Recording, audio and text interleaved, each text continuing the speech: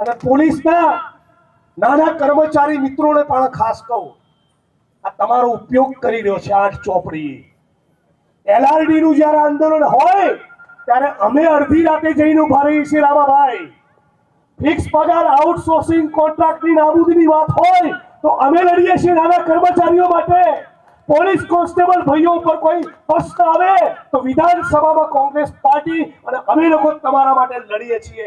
તમે મહેરબાની કરીને 8 ચોપડી પાસના હાથા ના બનતા. એમને સવાલ પૂછજો કે તમારા પોલીસ કોન્સ્ટેબલ ભાઈઓના વેલફેરના નાણાં કોના ગજવામાં જાય છે, એનો હિસાબ તમને નહીં આપે. તમે સવાલ પૂછો કે કેમ IPS અધિકારીઓનો ગૃહ વિભાગ સાથે મળીને કોન્સ્ટેબલ હેડ કોન્સ્ટેબલ ભાઈઓનું યુનિયન અને સંગઠન બનાવવા દેતા નથી. મારી વિરુદ્ધ રેલી કરવાથી, જિગ્નેશભાઈ મુર્દાબાદના 2-4 નારા લગાવવાથી તો મારે તો પેટનું પાણી બી ના લે યાર. તમને હજી મારો જીગરો ખબર જ નથી. 8 ચોપડી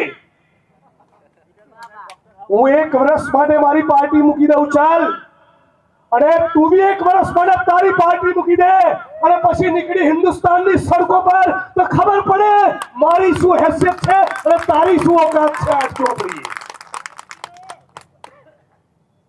આ તો 1500-2000 બિચારા પોલીસ કોન્સ્ટેબલ મિત્રો, એનો પરિવાર હેડક્વાર્ટરમાં રહેતો હોય, એની કાનબટ્ટી ઉપર બંદૂક મૂકીને જાઓ ને તો સસ્પેન્ડ કરીશ, જાઓ નહીં તો તમારી ટ્રાન્સફર કરી. એમ બિચારા ગરીબ સામાન્ય ખેડૂતના દીકરા જે લોકરક્ષક બને, કોન્સ્ટેબલ બને, હેડ કોન્સ્ટેબલ બને, એને દબાઈ દબડાઈને એની પર પાવર કરીને મારી વિરુદ્ધ રેલી કરાવો છે. મૂર્ખ, તારું ચણોય નહીં આવે. તું હજી મને પૂરો ઓળખતો નથી, અને તું છે શું? ઉપરમાં તારા જે આકાઓ બેઠા છે એનું ફોલ્ડર છે, ફોલ્ડર. અને હું પીડિત શોષિત વંચિતોનો અવાજ છું, અને નેતા એ ગુજરાતની જનતા અને ગુજરાતના પીડિત શોષિત વંચિતોએ બનાવ્યો છે.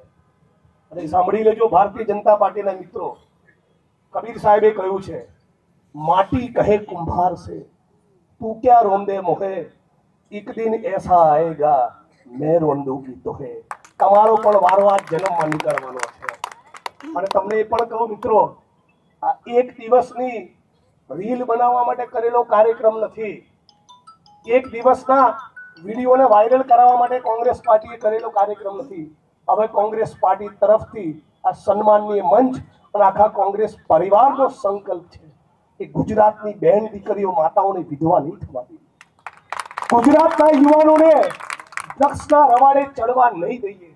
ગૃહમંત્રી તરીકે તમારી જવાબદારી બનતી હતી પોલીસના મિત્રોને એ કહેવાની કે જિગ્નેશભાઈની વાત ખોટી નથી. જિગ્નેશભાઈને ફરિયાદ બહેનોએ અને માતાઓએ કરી હતી. એ બહેનો અને માતાઓએ મને કીધું કે જિગ્નેશભાઈ 5 વર્ષ સુધી અમે ફરિયાદો કરી છે કે અહીંયા દારૂ વેચાય છે, ડ્રગ્સ વેચાય છે, ગાંજો મળે છે, છતાં કોઈ અમારું સાંભળતું નથી. એટલે મારો બાટલો ફાટ્યો છે. હા, ડોક્ટર હાઉસની પાછળ બી વેચાય છે, કોઈ ઈડરમાં વેચાય છે. મોટેથી બોલો, ખબર પડે. ઈડરમાં વેચાય છે દારૂ, જુગારના અડ્ડા ચાલુ છે, પોલીસ સપ્તાહ ખાય છે. હા, નાના આ બી નાના ત્યાં સુધી કહું, SMC ની જે રેડ પડે છે ને, આ પોલીસના મિત્રોને બી કહું, SMC ની જે રેડ પડે છે એ વિકેટ કોની પાડે? ખાલી કોન્સ્ટેબલની, હેડ કોન્સ્ટેબલની, ASIની, PSIની, અને બહુ તો કોઈ PIની વિરુદ્ધ કાર્યવાહી કરે, પણ કોઈ SPની સામે કાર્યવાહી કરતા નથી. બોલું છે તે બોલ્યું, એમાં કરી તે અસી કારીગરી, સાંભેલું વગાડે તો જાણું કેટલું સારું છે. હે, બનાસકાંઠાથી નીકળતો દારૂ જે ટ્રકોના માધ્યમથી ભરીને રાજસ્થાનથી ગુજરાતની પોલીસ જે દારૂ મંગાવે છે, ઈડરમાંથી જે નીકળે છે એ બનાસકાંઠાથી નીકળીને પાટણ જાય, પાટણથી નીકળીને મહેસાણા જાય, મહેસાણાથી નીકળીને ગાંધીનગર જાય, ગાંધીનગરથી નીકળીને અમદાવાદ જાય, તો ત્યાં સુધી જે જિલ્લાના પોલીસ વડાઓ જે શું કરે છે? લચ્છા લપેટે છે, એ મંજીરા વગાડે છે. સસ્પેન્ડ કરવાની વાત આવે, એક્શન લેવાની વાત આવે ત્યારે કોન્સ્ટેબલની વિકેટ પાડવાની, અને હપ્તો કમાવાની વાત આવે તો 50 લાખ કરોડ 2 કરોડનો હપ્તો જિલ્લા પોલીસ વડાએ ખાવાનો. આની સામેની અમારી લડાઈ છે. અને ફરી કહું છું, આખા ગુજરાતના પોલીસના મિત્રો માટે, જે પણ મિત્રો નિષ્ઠાવાન, પ્રમાણિક અને ઈમાનદારીથી કામ કરે છે, એને આખી ગુજરાત કોંગ્રેસ પરિવાર તરફથી અમે સેલ્યુટ કરીએ છીએ. પણ જે લોકો દારૂ, જુગાર અને ડ્રગ્સમાંથી કમાય છે, એવા ભ્રષ્ટાચારીઓના તો પટ્ટા ઉતરવા જ જોઈએ. મારી સામે 1 નહીં 1000 કાર્યક્રમ કરો, મારા પેટનું પાણી નહીં હલે. આખી કાયનાત મારી ખિલાફ થઈ જાય ને, પણ હું સત્યનો અવાજ છું. મારો અવાજને કોઈ રોકી નહીં શકે. એ વસ્તુ તમે લખી રાખજો. અને એટલું જ નહીં, આ ડ્રગ્સના મુદ્દે તમને બધાને વડીલ મિત્રોને ખાસ કહેવા માંગુ છું, આજની તારીખે તમે તમારા શહેરના મોહલ્લામાં, તમે તમારા ટાઉનમાં, તમારા તાલુકામાં ને તમારા ગામમાં મીટિંગો કરી, સમાજના મેળાવડા કરી, ડ્રગ્સના દૂષણની સામે નહીં બોલો તો આવતા 5 વર્ષ પછી, 10 વર્ષ પછી આપણા ગુજરાતે પસ્તાવાનો વારો આવશે. અત્યારે જે ગરીબ બહેનો, ગરીબ પરિવાર કોન્સ્ટેબલોની પત્નીઓને, માતાઓને મારી સામે રોડ ઉપર ઉતારી, એ જ મારા ગુજરાતની બહેનના માતાઓ કહેશે કે જિગ્નેશભાઈ તમે સાચા હતા. આજ બહેનો કહેશે આ મારો વિડીયો રેકોર્ડ કરીને રાખજો. એવા ડ્રગ્સ, કેમિકલના ખતરનાક કેમિકલ ડ્રગ્સ એવા આવી ચૂક્યા છે કે માણસ સોમ, મંગળ, બુધ, ગુરુ 4 દિવસ લે ને તો 5મા દિવસે પોતાની માનવ ગળાનો દોરો તોડીને પણ ડ્રગ્સ ખરીદવા જશે. એટલી ભયંકર પરિસ્થિતિનું નિર્માણ થયું છે. દારૂનું વ્યસન, દારૂની બધી કદાચ છૂટી જાય, તમે એનું રિહેબિલિટેશન કરો, પણ ડ્રગ્સની ચુંગાલમાં એકવાર માણસ ફસાયો પછી એ પતી ગયો. એ દીકરાને કે દીકરીને તમારે ભૂલી જવા પડશે. એટલા ખતરનાક આ ડ્રગ્સો છે. એટલે અત્યારે મને સોશિયલ મીડિયામાં અને મીડિયામાં બદનામ કરવાથી 2-4 દિવસની પબ્લિસિટી મળશે, પણ હર્ષભાઈ, ગુજરાતની આવનારી પેઢી અને વર્તમાન પેઢી સવાલ તો પૂછશે કે 2020 થી 2025 ની વચ્ચે આ ગુજરાતની અંદર, ગાંધી અને સરદારના ગુજરાતમાં 2.5 લાખ કરોડનું ડ્રગ્સ આવ્યું ક્યાંથી? મિત્રો, સવાલ પૂછવાનું કે નહીં? કોઈ તો મંગાવતું હશે ને. તમારા ગામની અંદર ગોળનો રવો ખરીદનારું કોઈ હોય નહીં તો કોઈ ગોળ વેચવા આવે? તો મતલબ કે ગુજરાતની અંદર કોઈ ખરીદનારું છે. કોણ મંગાવી રહ્યું છે આ ગુજરાતની ધરતી પર ડ્રગ્સ? ક્યાંથી આવી રહ્યું છે ડ્રગ્સ? કોણ છે આના ડીલરો?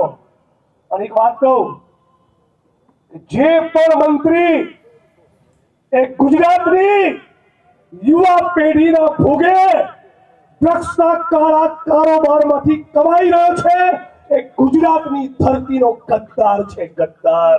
એ પણ ખરે ચોક કહેવા માંગુ છું. અને પોલીસના મિત્રોને થરાદમાં કીધું હતું, એ વાત રિપીટ કરું, તમારા પગારથી સંતુષ્ટિ રાખો મિત્રો. પગારમાં જીવવામાં મજા છે.